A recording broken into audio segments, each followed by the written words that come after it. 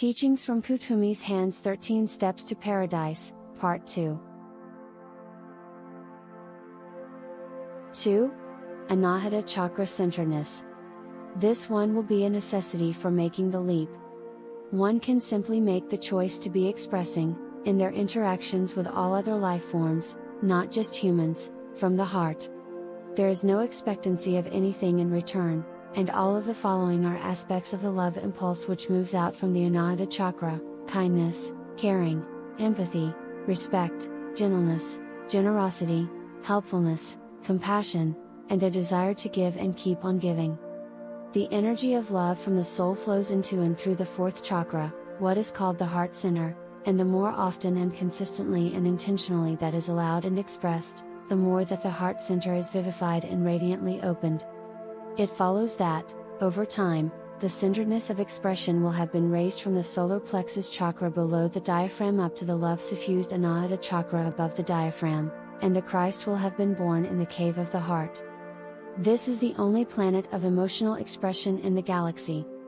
All the other sentient civilizations develop and evolve by means of the intellect, the mental body of being.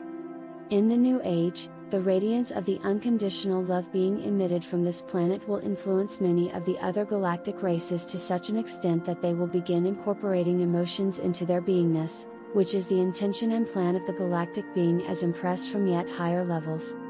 Through collectively being centered in the heart chakra, the race of humanity will have demonstrated the value of having emotions in the triangle of being, and the galaxy and the universe will then go on to express more love through the sentient beings who incarnate upon the playgrounds of creation. 3. Meditation. This is no manual for learning how to meditate. There are many teachers and books on the subject. I want to give the primary reason for meditating and its relevancy to the matters at hand. When that silence has been entered and all the workings and chatter of the lower mind of the personality have been turned off, that is when an opening appears and a channel of communication is established with the higher self. In that silence is it then able to reach its incarnate personality. Initially, that channel or bridge, of Antakarana, is briefly opened but for a short time. However, over time, if consistently pursued, that channel is opened more frequently and for longer periods of time, and that is one of the principal goals not only for making the shift but for life itself.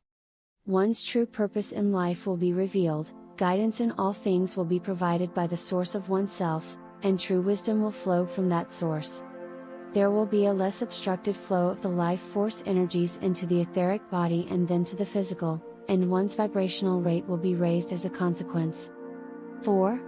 The violet flame. This transmutational tool can be very beneficial to the goals stated in this piece. Basically, this is the use of the energies of the seventh ray for planet Earth in the form of a flame, and the one who is called Saint Germain, Chohan of the seventh ray, transforms that seventh ray aspect of the Creator through his consciousness for the benefit of all humanity. Its use will be very prominent in the era soon to come.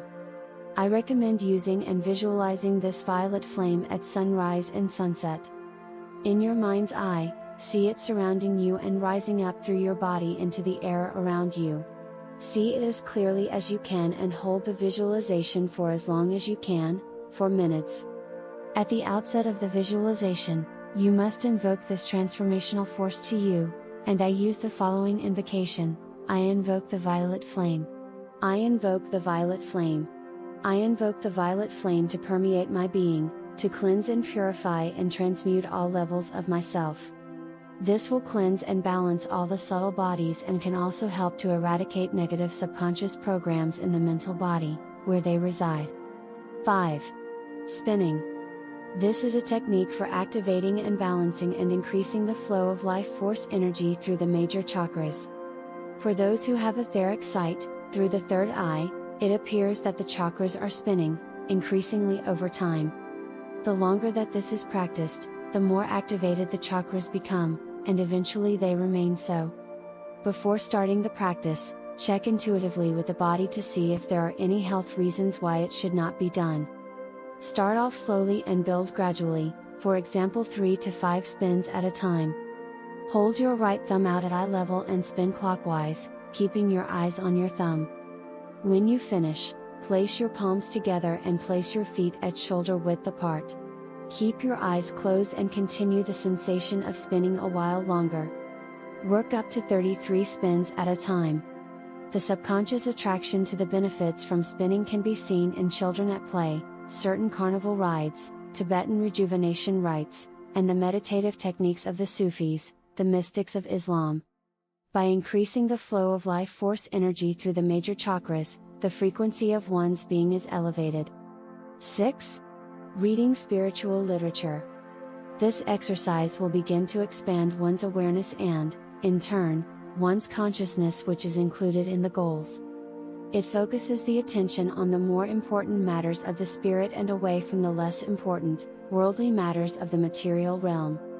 It may trigger the personality to step onto the intended path that was planned before the incarnation. The more informed the person is about spiritual matters, the less likely that fear will be allowed to enter in.